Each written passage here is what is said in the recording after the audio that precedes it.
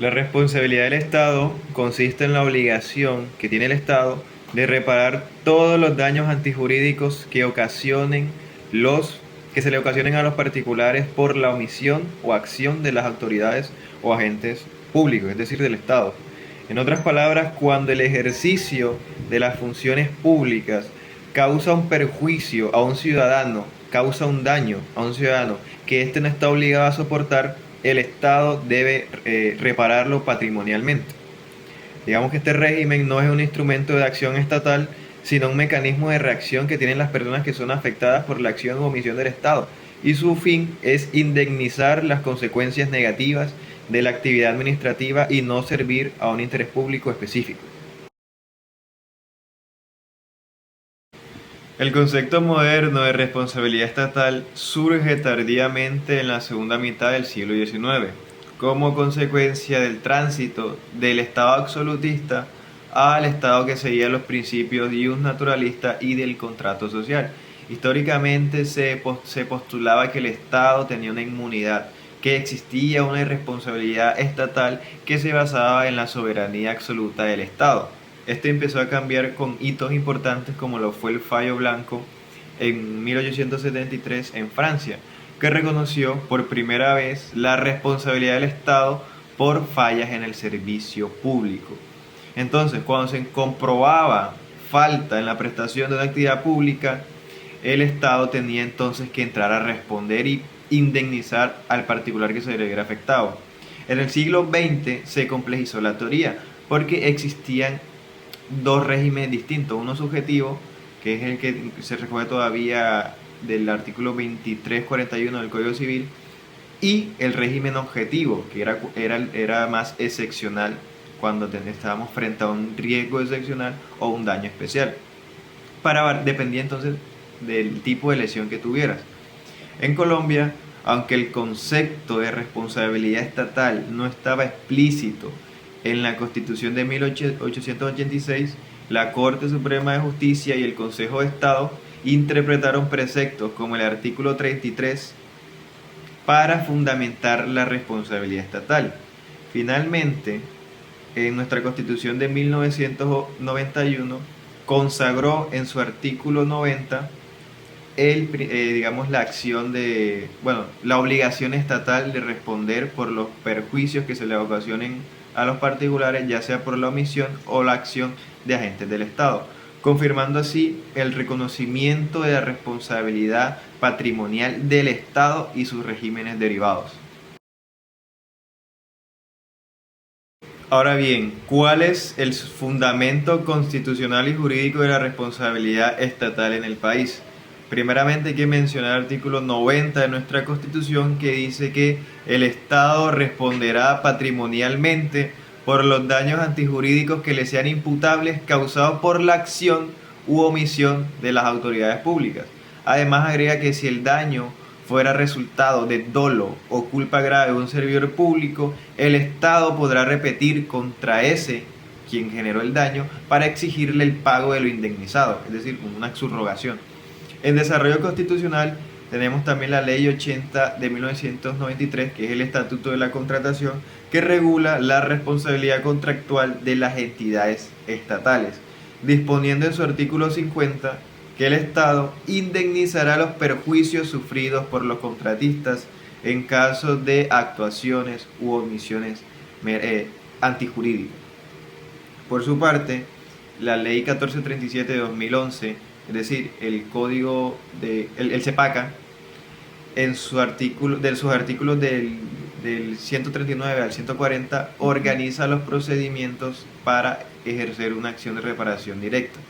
En particular, el artículo 140 crea una acción llamada reparación directa para demandar aquellos daños, aquellos perjuicios, aquellas lesiones extracontractuales que hacen o generan, que son producidos por agentes estatales.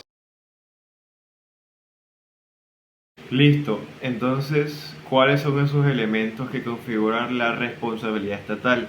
En general existen tres. El primero es el daño antijurídico, lesión que es la lesión de un interés legítimo, ya sea patrimonial o extrapatrimonial, que la víctima no está obligada a soportar. Segundo, y probablemente muy más importante, la imputabilidad del Estado. Es básicamente que ese daño se derive de una acción u omisión de la administración o sus agentes en violación de un deber legal. Es decir, la conducta debe ser atribuida a una entidad estatal. Y tercero, nexo causal entre la situación estatal y el daño sufrido. Y la jurisprudencia, digamos que ha aclarado que estos tres requisitos deben concurrir para condenar al Estado. Adicionalmente, según el régimen aplicable, ya sea subjetivo o objetivo, variará la carga de la prueba y la exigencia de demostrar la culpa.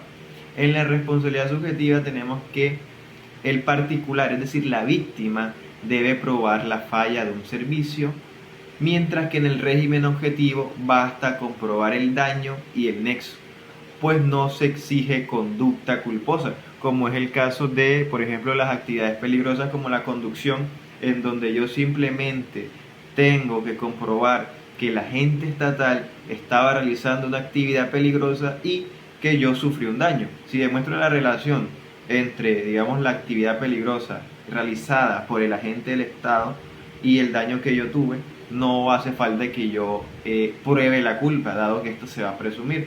Caso contrario, en el régimen subjetivo, en donde yo tengo que probar los tres elementos.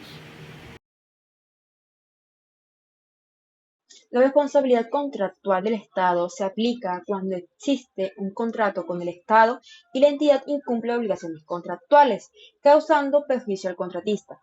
El artículo 50 de la Ley 80 de 1993 dispone que las entidades estatales deben indemnizar a los contratistas por las actuaciones u omisiones antijurídicas, imputables que les causen daño patrimonial, el- incluyendo el lucro cesante o también la prolongación indebida del contrato.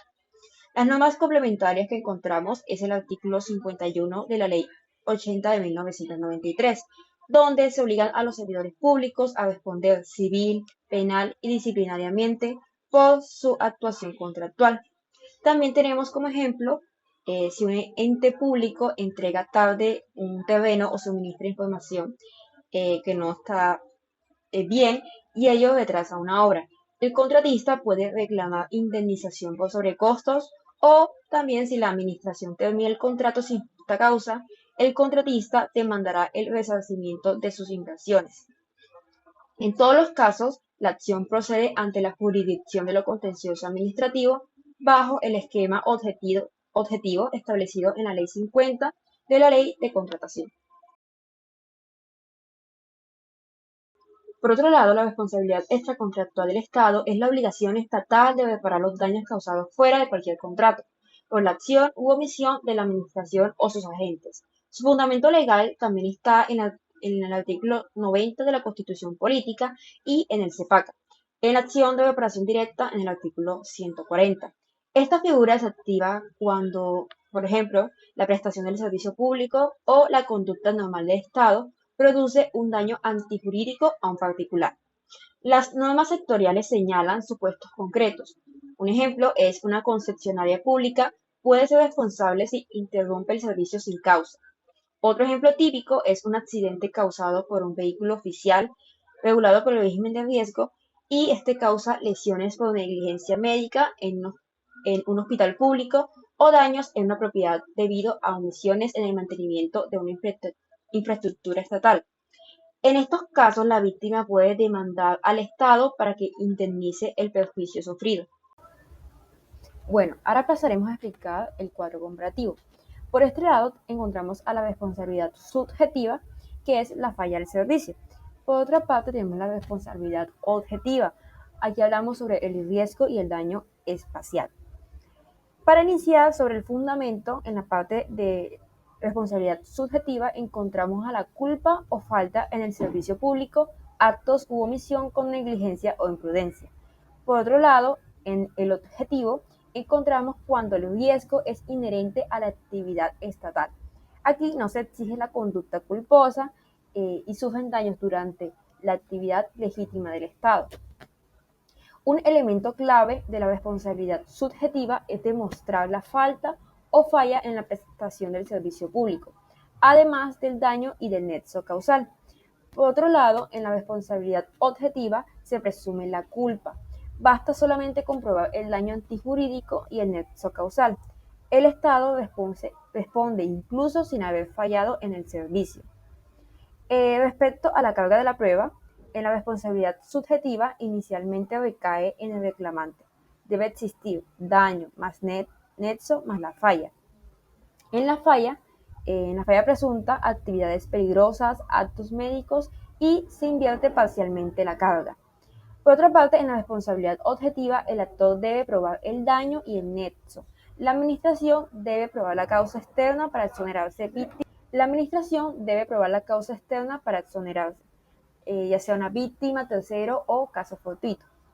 Por último, un ejemplo práctico de ambas. Primero, sobre la subjetiva, encontramos un accidente de tránsito por falta de señalización adecuada en una vía pública. Y por otro lado, en la responsabilidad objetiva, puede ser una explosión de un arma de uso oficial o accidente con un automóvil blindado. Aquí se indemniza por el riesgo propio de usar medios peligrosos.